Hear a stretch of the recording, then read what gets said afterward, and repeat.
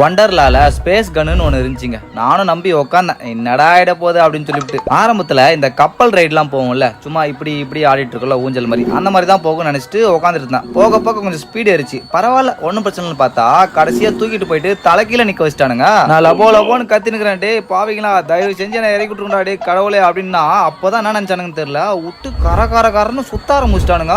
ஒரு 4-5 ரவுண்டுங்க, கதற என் வாழ்க்கையே முடிச்சிட்டானுங்கன்னு நினைச்சேன். கடைசியா நிறுத்திட்டானுங்கன்னு பார்த்தா ரிவர்ஸ்ல ஓட்டுறானுங்க. ஆடா பாவிங்களா. இங்க பாருங்களா, ஸ்டைலா தலையை வாரிட்டு வரான் பாருங்க அண்ணங்காரா. டே நீலாம் மனுஷனாடா பாவி, சத்தியமா என்னால முடியலடா டே. என்னோட அடி வயித்துல இருக்க குடல் எல்லாமே தொண்டை வரைக்கும் வந்து முட்டிக்கிச்சுங்க. கொஞ்ச நேரத்துக்கு ரங்கராட்டம்லாம் சுத்த வேணாண்டா சாமி அப்படின்னு சொல்லிட்டு போய் ரிலாக்ஸா கார் ஓட்டிட்டு இருந்தாங்க டிரைவிங் லைசன்ஸ் எடுக்கிறதுக்கு.